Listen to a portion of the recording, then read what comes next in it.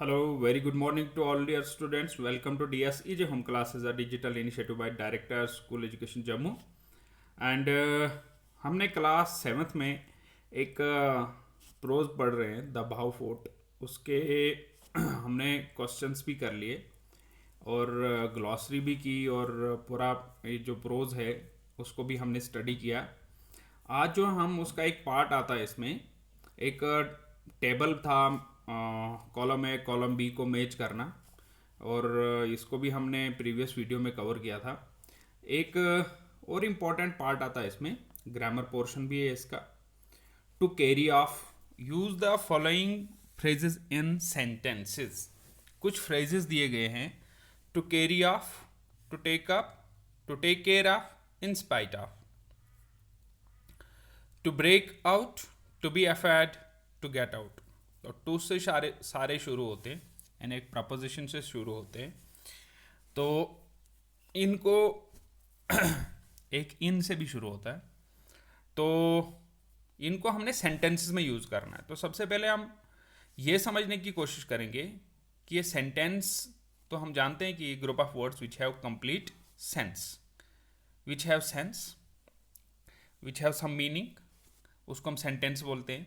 अभी हम फ्रेज किसको बोलते हैं इसके बारे में थोड़ा सा स्टडी करेंगे, फिर जाके इनको करेंगे। अब ये फ्रेज किसको बोलते हैं, हिंदी में बोलें तो वाक्यांश। A group of words that make sense. अभी देखिए सेंटेंस में हमने क्या बोला था, देट मेड कंप्लीट सेंस। तो यहां पर क्या है, group of word that make sense but not complete sense, जिसमें पूरा मतलब नहीं है, यानी थोड़ा बहुत ही सेंस बनता है। जैसे ऑन द टेबल, टेबल के ऊपर है। अब टेबल के ऊपर क्या है, there is book on the table. तो ये एक हमारे पास क्या है, पूरा सेंटेंस है। अब अगर सिर्फ ऑन द टेबल है, हमें पता ही नहीं है कि इसके ऊपर, टेबल के ऊपर क्या है। अंडर द टेबल, टेबल के नीचे। ऑन द टेबल, टेबल के ऊपर। आफ्टर लॉन्ग टाइम, कुछ वक्त के बाद। तो क्या हुआ, धमाका हुआ, कोई मर गया, कोई जन्म लिया, कोई क्या हुआ, हमें कुछ भी मालूम नहीं है। तो उससे मतलब कि पूरा सेंटेंस, हमारा पूरा मीनिंग यहाँ से नहीं निकलता है, आधा मीनिंग निकलता है। फुल ऑफ रेड रोजेस, गुलाबों से भरा हुआ। ब्यूटीफुल ड्रेस, खूबसूरत ड्रेस। अब अगर हम ऐसा भी बोल सकते हैं, अराइज हो सकता है वर्ड आपके दिमाग में, तो उसका मतलब क्या कि कोई भी दो वर्ड्स को अगर हम मिलाएं, क्या वो फ्रेज होगा? या दो या तीन वर्ड्स को अगर आपस में मिलाएं, क्या वो फ्रेज होगा? जी नहीं। कम से कम थोड़ी बहुत सेंस उसकी बननी चाहिए। जैसे अगर हम लिखें एप्पल और ब्रिंजल, एप्पल ब्रिंजल, तो कोई सेंटेंस, कोई सेंस ही नहीं बन रही। लेकिन अगर यहीं पर हम लिखें स्वीट एप्पल, तो एक मीनिंग बन रही है, मीठा सेब। ठीक है। अगर हम लिखें एप्पल ट्री, तो अगर उसके मुकाबले में हम लिखें ट्री, ट्री कैबेज, तो कोई सेंस नहीं है। यानी जहां पर थोड़ी बहुत मीनिंग हमें समझ आए कि क्या बातें बोल रहे, यानी दो वर्ड्स या तीन वर्ड्स का ऐसा संगम जिसमें हमें थोड़ा बहुत मतलब समझ आए कि इससे क्या मतलब बनता है, लेकिन कंप्लीट मतलब नहीं है। जब कंप्लीट मतलब बन जाता है, कंप्लीट मीनिंग बन जाता है, तो एक सेंटेंस बन जाता है। ठीक है। तो ऑन द टेबल जो है, ये क्या है, एक फ्रेज है। और देखेंगे phrase can be found in the beginning, middle और the end of the sentence. Phrase जो है बिगिनिंग में भी स्टार्ट हो लग सकता है, एंड में भी। जैसे अगर आप ये सेंटेंस को देखें, आई सा अ गर्ल, आई सा अ टॉल गर्ल, आई सा a tall girl. A tall girl क्या है, एक फ्रेज है। ठीक है। तो आई सा अ टॉल गर्ल क्या बन जाता है, एक कंप्लीट सेंटेंस बन जाता है। तो यहां पर जो फ्रेज है वो एंड में लगा हुआ है। तो फ्रेज सेंटेंस को शुरू, बिगिनिंग में भी लग सकता है, सेंटेंस के बीच में भी लग सकता है, सेंटेंस के एंड में भी लग सकता है। तो यहां पर फ्रेज क्या है, सेंटेंस के एंड में लगा हुआ है। अब ये फ्रेजेस के भी अलग अलग टाइप्स होते हैं। जैसे नाउन फ्रेज, बिल्कुल आसान समझ सकते हैं आप कि नाउन से जुड़ा हुआ कुछ है। वर्ब फ्रेज जो एक्शन से जुड़ा हुआ कुछ कोई उसमें वर्ड हो, प्रपोजिशनल फ्रेज जिसमें प्रपोजिशन आपके फ्रेज में हो, जैसे आज के आपके इंग्लिश बुक के ऊपर फ्रेजेस हैं, सब में प्रपोजिशन है। A noun phrase begins with a noun or a pronoun or other related words.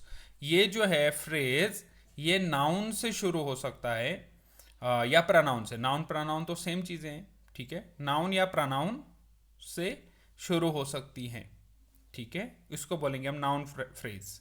अब ये वर्ब फ्रेज क्या है? Verb phrase is the combination of main verb and helping verb, जिसमें मेन वर्ब भी लगी हो और हेल्पिंग वर्ब भी लगी हो। जैसे इज वर्किंग, इज वर्किंग, तो इज वर्किंग क्या है? वर्ब फ्रेज क्या है? जहां पर हेल्पिंग वर्ब और main verb be, has been working, had been working, will work, is work, was working and were working, ठीक है, जहां पर हेल्पिंग वर्ब और मेन वर्ब दोनों का कॉम्बिनेशन होगा तो उसको हम क्या बोलते हैं? Verb phrase. प्रपोजिशनल फ्रेज क्या होता है? A prepositional phrase begins with a preposition and ends with noun और प्रोनाउन। प्रपोजिशनल फ्रेज में क्या होता है कि ये शुरू होता है प्रपोजिशन से, एंड होता है नाउन या प्रोनाउन से, ठीक है। याद रखना आपने ये चीज़ें, ठीक है।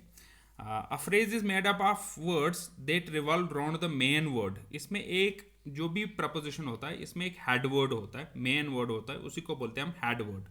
The head word determine the nature of a phrase.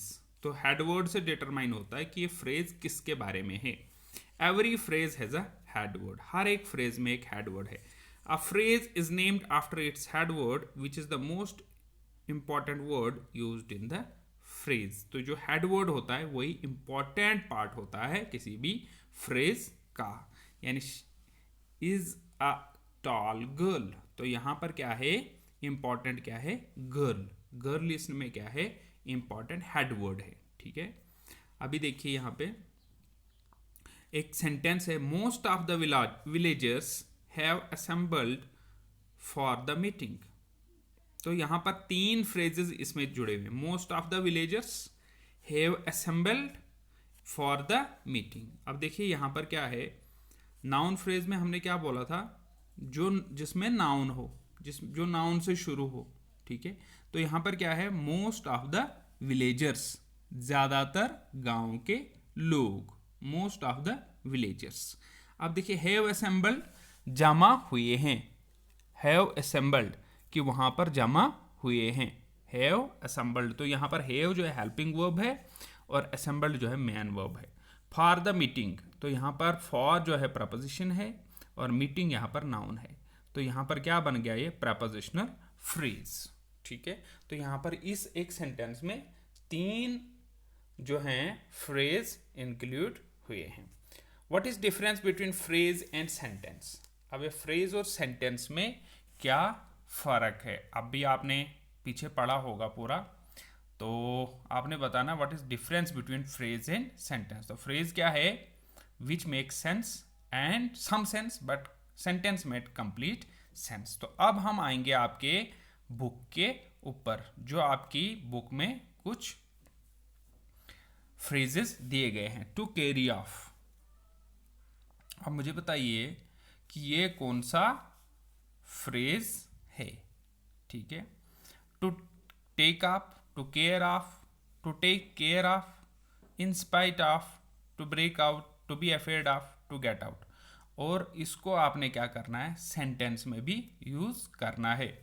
You have to take care of your kids, या mother have to take care of her kids.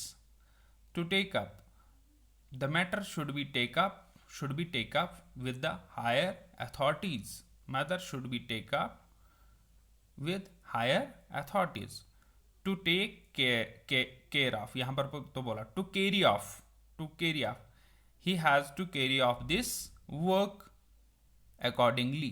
He has to carry off यानी आगे ले जाना, ठीक है। to care of, to take care of, जैसे मैंने बोला mother elephant had to take care of her baby elephant, या the mother goat have to take care of her kid.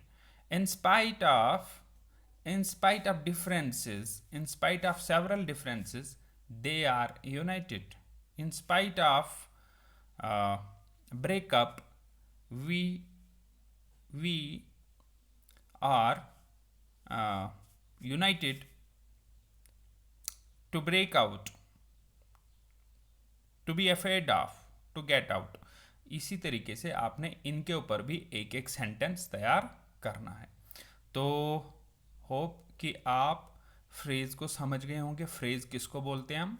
और अगर आप, मैं इससे भी थोड़ा इजी आपको टास्क देता हूं, अगर आप इनके सेंटेंस ना बना पाएं तो ये वाले सेंटेंस आप बनाएं. ऑन द टेबल, इस पे सेंटेंस बनाना बिल्कुल आसान है. Book is on the table, under the table, इसके ऊपर बनाइए आप. आफ्टर लॉन्ग टाइम, इसके ऊपर बनाइए आप. Full of red roses, garden is full of red roses. Beautiful dress, इसके ऊपर बनाइए. अगर आप ये बुक के फ्रेजेस नहीं बना सकते हैं तो आप जो ये वाला, इस वाली स्लाइड में on the table, under the table, after long time, full of red roses, beautiful dress, इसके ऊपर जो है आप अपने फ्रेज जो सेंटेंस बनाएंगे. So thank you for watching this video.